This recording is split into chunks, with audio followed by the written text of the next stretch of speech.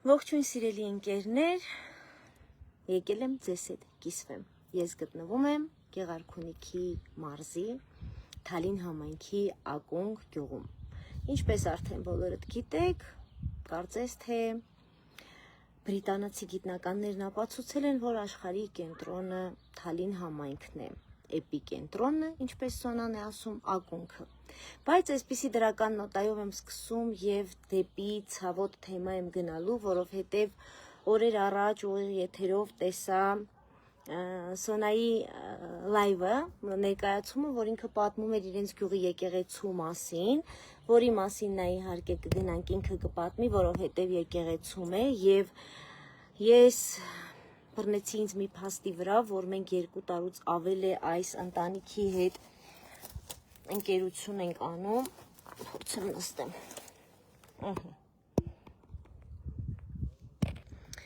Եվ 2 տարի շարունակ մենք գնում գալիս ենք Ակունք գյուղ, գնում գալիս ենք Թալին համայնք եւ ոչ մի անգամ չենք մտել Թալին համայնքի եկեղեցին։ Որովհետև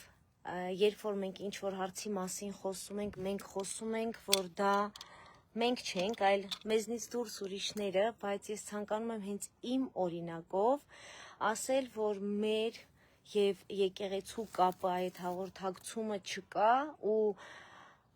վերջին տարիների ընթացքում ցավով պիտի նշեմ, որ ավելի վերեացվել պաթոսի, որովհետև կարծես թե ավելի շահարկման, կոնկրետ մեր պատմամշակութային կոթողները ավելի շահարկման, իրար վիրավորելու, իրար վատ բառեր ասելու մասին է, քանց թե հենց այդ հոգևոր կապը, որ մենք ունենում ենք եկեղեցում աղոթելիս, չնայած ինձ համար բոլոր ժամանակներում ես իմ կարծիքով կիսվել եմ, անգամ քննադատության եմ արժանացել, որ ինձ համար կոնկրետ մեր եկեղեցիները պատմամշակութային կոթողներ են, որոնք որ փաստում են մեր եղելության թվականները, եթե դա հադարավոր եկեղեցիներ են եւ նմանատիպ նոր եկեղեցիները արդեն 2-3 դար հետո մեր գալիք ապագա սերունդների համար կլինեն այնպիսի կոթողներ, ինչպիսին օրինակ մեզ համար Բղենովանքն է, հին եկեղեցիներն են, որոնց մասին ես խոսելիս ասում եմ, խնդրում եմ ճիշտ ընկալենք, որպեսզի նորից չտանենք քննադատության, ոչ թե ես չեմ ասում, որ դա Աստծո տուն չէ, այլ ասում եմ, որ գնալ եկեղեցում աղոթել, Աստծուց ներողություն խնդրել եւ դուրս գալով նորից մեղք գործել ինձ համար ընկալելի չէ, հետեւաբար ես իմ հավատքի սահմաններում, իմ ու Աստծո կապի շրջանակում մենք միշտ միասին ենք եւ չի լինում առանձին, որ ես ինչ որ մեղք գործեմ, սխալ բան անեմ, նա չտեսնի եւ ես կամ եկեղեցում աղոթեմ կամ ներողություն խնդրեմ։ Մենք միշտ միասին ենք եւ նա ինձ ուղղորդում է իմ մտքի մեջ է, իմ ներսում է, հետեւաբար այդ հաղորդակցումը խոսքս դրա մասին էր, որ եկեղեցի գալով չէ, որ մենք հանդիպում ենք։ Այդ իմ մասին, որպեսզի նաև այդ ինֆորմացիան ունենան մարդիկ, ովքեր ամեն անգամ քննադատում են, երբ որ ես անդրադառնում եմ եկեղեցիներին։ Բայց ցանկանում եմ ասել, որ երբ որ Սոնան ուղիղ եթերով թե հոլովակ էր պատրաստել, ասեց, որ իրենց եկեղեցու դուռը միշտ փակ է, ոչ մեկը չի գնում, ոչ մի միջոցառում տեղի չի ունենում, ես սկսեցի մտքում պրպտալ, թե ինչ միջոցառում կարելի է այդտեղ կազմակերպել եւ էլի մի փոքր հումորով համեմեմ, քիչ էր մնում, քանի որ ես ու Կարենը պսակադրություն չենք ունեցել, քիչ էր մնում ասեի Կարեն ջան, արի գնանք այնտեղ պսակադրվենք, որ այդ եկեղեցին ամբողջ աշխարհը նայի, ճանաչի ու հերթով գան պսակադրվենք եւ հետո հիշեցի, որ արդեն մեր պսակադրությունը պլանավորել ենք 2027 թվականի օգոստոսին, որի մասին ձեզ առանձին կպատմեմ, դա լինելու է իր տեսակով միակը ոչ թե Հայաստանում, այլ աշխարհում, դրա մասին առանձին ինֆորմացիա, իսկ հիմա վերադառնամ եկեղեցիներին։ Ես գտնվում եմ ակունքում, բայց այս ուղիղ եթերը ակունքի եկեղեցու մասին չի։ Այս ուղիղ եթերը ձեր համայնքի եկեղեցու մասին է, ձեր կողքի գյուղի եկեղեցու մասին է, ձեր ճանապարհին եղած եկեղեցու մասին է եւ ամեն մեկս, եթե մեր տարածքի եկեղեցու հետ այդ հոգևոր կապը վերականգնենք, մեր երեխաների հետ մտնենք ու որպես պաթոս չդիտարկվի հավատքը ու որպես կենաց չլինի, որովհետև մենք առաջին քրիստոնյա ազգ ենք եւ մեր բոլոր առավելություններով հանդերձ ունենք աշխարհի բոլոր թերությունները։ Եթե սա լիներ ուրիշ հարթակում, եթե սա լիներ միտեղ որտեղ պիտի երկիր ներկայացնեի, ես կասեի նույնը, որ մենք հրաշք ենք, մենք աշխարհի ամենալավն ենք, բայց երբ որ ես ձեզ հետ եմ կիսվում ու այս թաքուն, հա, որովհետև ես այդպես ընկերներ չունեմ, որոնց հետ գնում եմ սուրճ խմելու ու առանձին զրուցելու, այլ իմ բոլոր թեմաները հանրային են, հրապարակավ են եւ ձեզնից յուրաքանչյուրը իմ ընկերն է, հենց ձեզ հետ էլ կիսվում եմ եւ իմ հույզերով եւ իմ տխրություններով եւ երբ որ մարզեր եմ գնում, տարբեր մարզեր, կան հարյուրավոր խաչքարեր գյուղի տարածքում անտերության մատնված, որոնք կարող է եղել են ինչ-որ դարում, ինչ-որ մեկի պապիկի գերեզմանը ու միգուցե օրերից մի օր դարեր անց 300-400 տարի հետո մեկի գոմի դռան դեմնել կլինի իմ տապանակարը որպես աստիճան։ Այսինքն մենք ստանում ենք այն հետագայում, ինչ-որ տալիս ենք եւ միգուցե դա հենց այդ փոխհատուցումներն է, որոնք որ մենք հիմա ստանում ենք եւ երբ որ ես կարդում էի բացասական գրառումներ մեր կորսված եկեղեցիների մասին եւ որ մտահոգ չենք եւ մարդիկ կային որ մտահոգ էին պահի տակ աչքիս առաջով տենց եկան հերթով եկեղեցիները խնածախի տանձավերի այդ բարձրավանի, որ բղենով անք ասում են, որով տպավորված եմ, վարագավանքը, որը լույս չունի, որը հրաշալի քահանա ունի Տեր Եղիան եւ հարյուրավոր այդպիսի եկեղեցիներ, որոնց դուռը չի էլ բացվում, որոնք որ դարավոր պատմություններ ունեն, բայց արի ու տես, որ մենք մտահոգ ենք մեր եկեղեցիների մասին։ Էլ չեմ ասում եկեղեցիների պատերին գրված ապլուս եւ այլն այն դպրոցի ժամանակ, որ մենք գրում էինք նստարանների վրա, ծառերի վրա, հիմա երևի ավելի թրենդային է եկեղեցիների վրա գրելը, որը շատ ավելի ցավալի է եւ շատ ավելի, երբ որ մի անգամ հանդիպումներից մեկի ժամանակ դասընթացի ուսանողների հետ էի, երևի մի 40 ուսանող ու ես հարց տվեցի, ասեցի, խնդրում եմ պատասխանեք, հենց այդ հարցերի շրջանակում քայլեմ դեպի եկեղեցին արդեն, հարց տվեցի եւ ասացի, խնդրում եմ պատասխանեք ըստ ձեզ ով է դավաճանը։ Եվ երեխաներից մեկը ասաց, որ դավաճանը կառավարությունն է, մեկը ասաց դավաճանը Ռուսաստանի Դաշնությունն է, մեկը ասաց Պարսկաստանն է, ասես տարբեր վարկածներ 16-17 տարեկան երեխաների մասին է խոսքը եւ բնականաբար բոլորի կարծիքը լսելով ես մոտեցա բալիկին, ով իմ երեխայի, իմ փոքր երեխայի տարիքին է եւ ասացի, իսկ թույլ կտաս, որ ես ասեմ, համար 1 դավաճանը դու ես։ Եվ երեխան շատ վատ զգաց, հատկապես այդ տարիքում, հատկապես տղա երեխա եւ այլայլվեց, որովհետեւ ինչ կարող է ասել ուսուցչական թիմը նստած է եւ ես դասընթացավար եմ, լուր նայեց դեմքիս, ես իրան բացատրեցի, ասեցի հիմա բացատրեմ ինչու, դա կարող եմ լինել ես, դա կարող է լինել իմ տղան, իմ աղջիկը ու ասեցի, երբ որ դուք դուրս եք գալիս դասամիջոցին, թաքուն, դպրոցի, չգիտեմ են, հին մասնաշենքի, վարժարանի հին մասնաշենքի հետևում տղաներով ծխում եք եւ ծխուկը դեն եք նետում պատի տակ, որը օրինակ օրվա վերջին մաքրում է տիկին Մանիկը։ Արդյոք դուք այդ ծխուկը գցում եք գետնին, լուր նայեց դեմքիս, ժպտաց եւ հաջորդ հարցս էր, ասեցի, իսկ արդյոք դու այդ ծխուկը գցում ես քո տան մեջ, երբ որ տանը ճաշասենյակում ծխում ես։ Նա ժպտաց ու էլի գլխով չէ ասեց։ Հետևաբար մեր դավաճանությունը յուրաքանչյուրի սկսում է այդտեղից, եկեղեցու պատի վրա գրելուց, խաչքարերը տրորելուց, եկեղեցու եւ մեր միջև դարերով արդեն կորած կապը չվերականգնելուց եւ չընդունելուց, որ դա մենք ենք։ Ու ես ուզում եմ ասեմ, որ դա ես եմ եւ ես ցանկացա իմ օրինակով ասել, որովհետեւ ես եկել եմ ներողություն խնդրել իմ չկատարված գործողության համար, որ ես 2 տարի շարունակ գալով ակունք համայնք ոչ մի անգամ չեմ մտել այս եկեղեցի։ Եվ ինչպես եթե Վարագավանքի ուղիղ եթերս տեսել եք, այդ եթերից ու որոշումից հետո, երբ որ Վարագավանքում թողեցի իմ սիրելի շարֆը,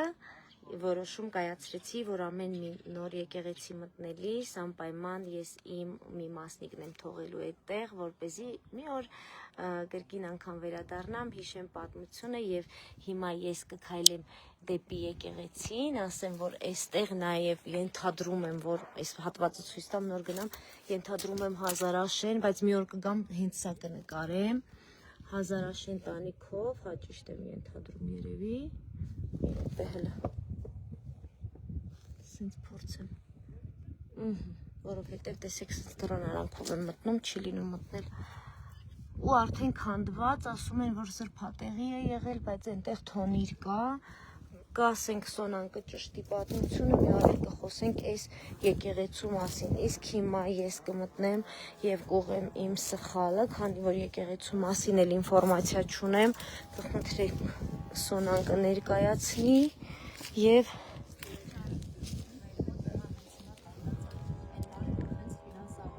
Օ, բարև ձեզ, կխոսի բայց, կպատմեք ոնց եք որոշել, որ պետք է եկեղեցին կառուցեք, մենակ մի քիչ բարձր որ լսվի, մեկ էլ դուք ստեղ եք ապրում,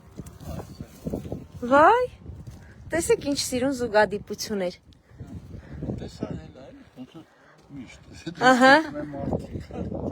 ինչ հաճելի է, եկեղեցի պատմությունը գյուղը, որ ստեղծվել է 1828 թվականին,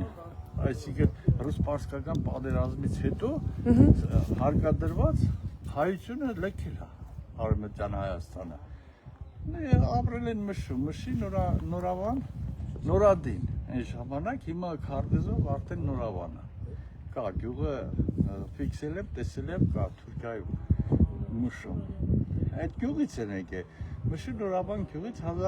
1828 թվականին։ 1800 Տունը ապրել է քահանա, տեր, այսպես։ Այն տանը։ Հա, ես ասեցի, որտև թոնիր կար։ Մեր պապն է եղել, իրա գերեզմանը մեզանից մի 50 մետր։ Կարանք գերեզմաններն էլ գնանք հետո։ Գերեզմանը։ Դե որ մարդիկ շատ են մտնում, աղոթում, վառում, մտածեցի փլված է, էլի, ասիք փլվի մի օր մարդիկ կվնասվեն, Աստված չանիարգե, որոշեցի այդ ներսի սուրբը տեղափոխել հանել դուրս, այնուհետև չեն պատում այդ բոլոր շինությունը ես կառուցեի կամ հերանորոգեի չէի կարողանում, ավելի հեշտ էր ինձ համար այդ սուրբը դուրսը, նոր սուրբը կառուցել, քան թե հինը վերանորոգել, այդ ամբողջը չէի կարողանում, դրա համար որոշեցի և դիմեցի մեր քահանային, դեր Հայկ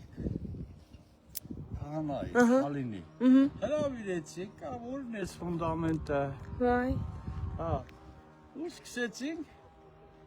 մեր հարևանը, մեր գյուղից լավ վարպետ կար, Ալեքսայան Ալեքսանը, դիմեցի, ինքն էլ բարաշնորհտեց, մարդը ասեց հա կանենք, հիմա ինքն է այս քանը կառուցել, հիմա վերջացել եք, եկեղեցին օծված է, եկեղեցին ավարտված չի, օծված չի, մի քիչ բաներ է մնացել, բայց հույս ունեմ, որ մտնենք ներսնել նայենք, շնորհակալ եմ շատ, իսկ ձեր անունը? Արշակ իմ անունը։ Շնորհակալ եմ պարոն Արշակ։ Ես այդ տերդերի թորներից եմ։ Ինչ հետաքրքիր է, տեսեք ամեն դեպքում ես երբ որ իմ մասին խոսում եմ, ասում եմ գյուղատնտեսի, ահա։ Իրանք եկել են Մշիթ արաքս անցել են, եկել են առու է եղել, ջրի առու է եղել, այդ առվում եկել է, որոշել են իրանց մեջ 3 աղբեր են, այլ 6 աղբեր են եղել այնտեղ, 3-ը մնացել են, 3-ը եկել են, 3-ից 2-ն են ապրել գյուղ, մեկը Մարտունիում է, գնացել է Մարտունի, հիմա մեկը Սուկո է, մեր ազգը կոչվում է Սուկո, հենց ջրի կողքի տունը, ջրի կողքի տունը, որ առաջի տունը, ինքը մեծ աղբերն է եղել, դրա համար իր անունով կոչվել է մեր ազգը, Սուկոներ են ասում ես։ Իսկ եկեղեցու անունը։ Տեր Դավիթը փոքր, ամենափոքր 21-22 տարեկան երիտասարդ տղա։ Իսկ եկեղեցու անվանումը։ Եկեղեցու անվանումը ինքը ապրել է հացատունը, այս առաջի մասը օտախներ են ասումները, հնությամբ, սենյակները կարմիր խասքարով կառուցված, այդ կառուցել է Պողոսը, Պողոս Ղազարովի, դրա համար եկեղեցու անունը կոչել եմ իր անունով, Պողոս Պետրոս։ Պողոս Պետրոս, ինչ հետաքրքիր է, ես էլ վերջերս Պողոս Պետրոս գիրքը կարդացի, բայց Այդտենց էինք որոշել, քիչ ամնացավ։ որ ավարտեք արդեն կոծեք, Օծմանով սիրուն միջոցառում կանենք, կգանք ստեղ բոլորս կհավաքվենք, անպայման ինձ էլ տեղյակ կպահեք, շատ կոկիկ, սիրուն։ Այս դերսի մասը ես իմ ձեռքերով եմ արել, խորանը մնացածը Ալեքսանդր Նավապետը ինքն արել։ Ինչ հետաքրքիր է, չէ։ Ինքնատկերի հետ։ Դե, բոլոր աղոթքների մեջ աղոթում ենք խաղաղություն, աղոթում ենք իմաստություն և այստեղ շարֆերն են, որը որ Սոնան երեխաների հետ, դպրոցի աղջիկների հետ ասեղնագործել են և տեսեք ինչ խորհուրդ ունի, նաև վարագավանք էր բերել Սոնան, Լիան, Հեղինե, Նազելի, Էլի Հեղինե, Մարինե, Մարիամ, հերթով չկարդամ ու էս էլ է խորհուրդ, երբ որ մարդը ինչ-որ աշխատանք է ունենում տարած, էլ ավելի է սիրտը կապվում, դրա համար երևի օրինակ սրբատեղիներում մարդիկ տանում են նկարներ են թողում և այլն, և ինչպես արդեն խոստացել էի շարֆերի պահով ու քանի որ իմ բոլոր շարֆերը նվիրել է տիկին Հասմիկս, ես էլի սիրելի երկու շարֆ ռուսերեն է ճիշտ է վսկապը ասում, բայց վսկապը դպրոցականի է հնչում, 2 հատ այսպիսի շալերը թողնում եմ իմ և տիկին Հասմիկիս անունից այս եկեղեցում, որպես մեր ոտնահետք և խնդրանքս հետևյալն է, որ ովքեր որ կգան աշխարհի կենտրոն Թալին, խնդրում եմ նաև այցելեք ակունք, ակունքի եկեղեցի և նորից խորհուրդը ոչ թե նրանում է, որ կոնկրետ եկեղեցի, ակունքի գաք, այլ ցանկացած եկեղեցի, որը կա ձեր տարածքում, անպայման գնացեք ու եկեք դարձնենք մեր կապը իրական, մեր և Աստծո միջև այդ կապը, այդ հաղորդակցումը թող լինի իրական, անկեղծ և կարծում եմ հենց այդ անկեղծությունը ես համեմատում եմ, որ ինչպիսին դու կլինեիր ինքդ քեզ հետ ու եկեք լինենք այնպիսին, ինչպիսին կանք, անգամ եթե մենք ունենք սխալներ, թերություններ, ոչ թե բարձրաձայնենք բարդելով դա ուրիշների վրա, որ քանդեցին մեր եկեղեցիները, կորցրինք մեր խաչքարերը, այլ կորցրին միշտ ուրիշների երրորդ դեմքով ենք ասում։ Մեզնից յուրաքանչյուրիս տեսնենք, մեզնից յուրաքանչյուրի մեղքը տեսնենք և միասին էլ փորձենք շտկել ու ես վստահ եմ, որ մի քիչ երկար ստացվեց, բայց ոչինչ, ես կպահպանեմ այս ուղիղ եթերը, կտանեմ իմ YouTube-ի ալիք, որպեսզի պահպանվի ու 1-2 տարի հետո ես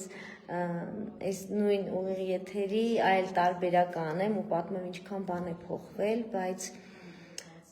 եկեք ամեն մեկս պարզապես սկսենք մեզանից, եկեք մեղավորներ չփնտրենք, եկեք ամեն օր լինենք երջանիկ, սկսենք փոքր պատառներից, փոքր քայլերից, կամենալուց, իրար կամենալուց, լինենք ազնիվ, առաջին հերթին ինքներս մեզ հետ, եկեք սկսենք ճիշտ հաղորդակցվել ինքներս մեզ հետ, ընկերանանք ինքներս մեզ հետ, հետո դա կդառնա